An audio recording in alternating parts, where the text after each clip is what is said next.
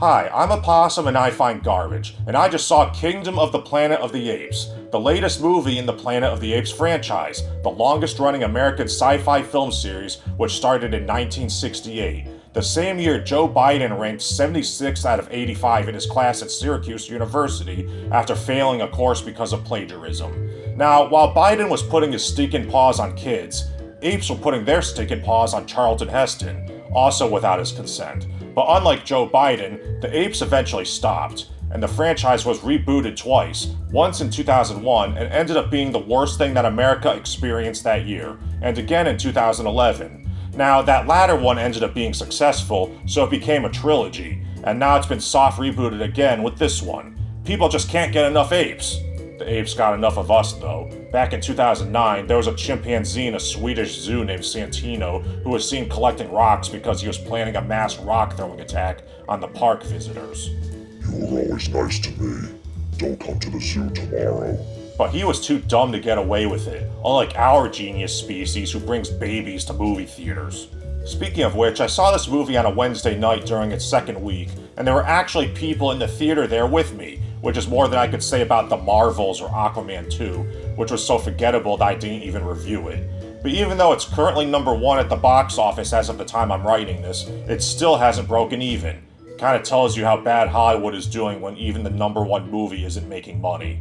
But that's not to say that this is a bad movie, because it isn't. It's kind of just more of the same, though. Now, I've seen the previous movies, which are basically prequels to the original movies from the 1960s and 70s, explaining how the apes got smart and the humans got dumb. But it's been a while and I didn't bother to rewatch them before seeing this one. But you don't really have to, because even though it's set in the same universe, it's telling its own self-contained story. Kingdom of the Planet of the Apes takes place some indeterminate amount of time after the last movie, at least a few hundred years. But that was a good decision because it puts enough distance from the last trilogy that it can tell its own story without feeling like some tacked-on afterthought, and making one long story that overstays its welcome and becomes increasingly nonsensical and obsessed with its own wink-wink, self-aware, postmodern deconstruction gibberish made by people who hate the franchise and its fans, unlike some franchises. After so much time, the apes have splintered off into rival factions who hate each other and have become superstitious, paranoid, and violent. One of the tribal leaders is the main antagonist, Proximus, who fancies himself the successor to Caesar, the protagonist from the last 3 movies, who's now seen by the apes as a sort of Christ analog. But Proximus has corrupted his teachings and become a sort of cult leader. He's a serviceable villain, but he's not deep or complicated, and that might have something to do with the fact that he doesn't even appear until over halfway through the movie, so we only ever get to see him acting like a megalomaniac. And that's another thing. The movie is pretty slow-paced. It's not boring, but it does take a while for the plot to get going. I think the inciting incident doesn't even happen until like 30 minutes in. It also doesn't do a lot of fast cutting. There are a lot of long takes and a lot of camera movement, which helps sell the reality of the movie because it's moving through space and time, showing off the environments and action therein, and isn't just a rapid series of images with like one moving thing in them. So it doesn't have that modern movie feel, where it just rushes through everything because it's afraid Zoomers in the audience are going to start tweeting in the theater if they don't have Mr. Beast-style editing and hit all the story beats one after the other. The movie takes its time to immerse the audience in the post-apocalyptic setting, which helps to make it feel real, much more so than the amazing CGI could on its own. Speaking of which, Kingdom of the Planet of the Apes has some of the best CGI I've seen in years. There's never a point where I thought, oh, that looks fake. The movie cost $160 million, and it looks better than most recent Marvel movies, which cost twice as much, and end up looking like TV shows because they always go through last-second changes, and the VFX artists never have time to polish anything, and they don't even bother with blocking. The apes look real, their expressions look real, and it doesn't go out of its way to make things look pretty with bright colors at the expense of believability, which causes everything to look like a cartoon, like that Godzilla and King Kong movie that came out a few months ago.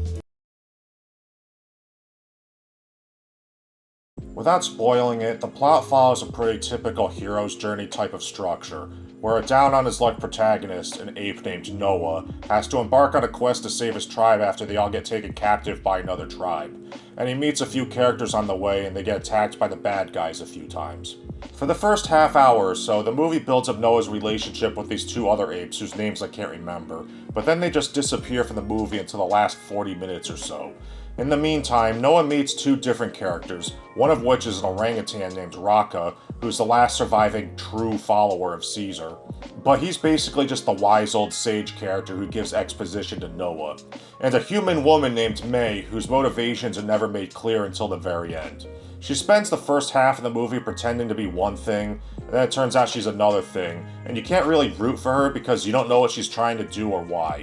I mean, I get that's part of the story and it frustrates Noah because he doesn't know if he can trust her or not, but it all adds up to the fact that Noah is the only character we can really get attached to, since he's the only one who both has a clear motivation and is present throughout the entire movie. And Noah's the one who really carries the movie. He's a sympathetic protagonist with a clear and understandable goal, and he experiences a lot of internal conflict as he learns the history of his world and keeps having his worldview shattered. At one point, he meets the bad guy, Proximus, who gives him the whole "join me" speech, where he explains things to Noah we already know about as the audience, but which Noah doesn't know. Then Noah finds out he was right, and then he has to make some tough choices, stuff like that. So unlike most action movie protagonists, he doesn't rely on strength or fighting skill to save the day, because he's not very strong. I mean, he is because he's a chimp, but everyone he fights in the movie is another ape, and they're all stronger than him, so he never wins a fight. Instead, he has to rely on his big, genetically enhanced monkey brain to solve problems and defeat his enemies. And I don't think there's ever a point in the movie where he does something stupid just because the plot needs him to. On that note, I didn't notice any major plot holes or contrivances, but there are a few things that are kinda stupid, mostly near the ends, which I'm trying to avoid spoiling. But basically, there's this thing that one of the characters knows about, which the bad guys somehow never found after several months, because I guess they just didn't think to look around. And there's a part where a bunch of characters just stand around doing nothing for no reason other than the movie needs them to, for the dramatic effect they're going for. Other than those two kinda nitpicky things, there wasn't really anything that stood out to me as particularly stupid in the movie.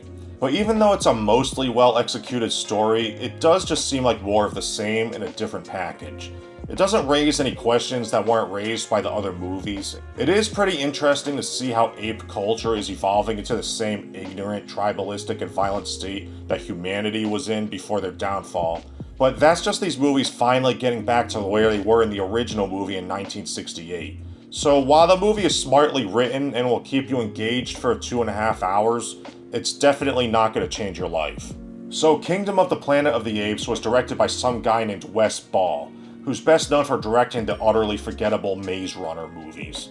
When I first heard he was going to direct the live-action Legend of Zelda movie, I was like, what, really? The Maze Runner guy?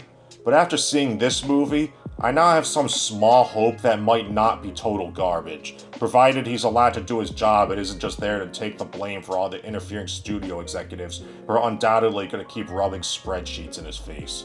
I guess that's all I have to say about Kingdom of the Planet of the Apes. Like this video, leave a comment for the algorithm, subscribe if you're not already, or if you are, check my channel for other videos you may have missed since YouTube doesn't always tell you when I upload. Support me on Patreon and send me your fan art. The links are below. Bye.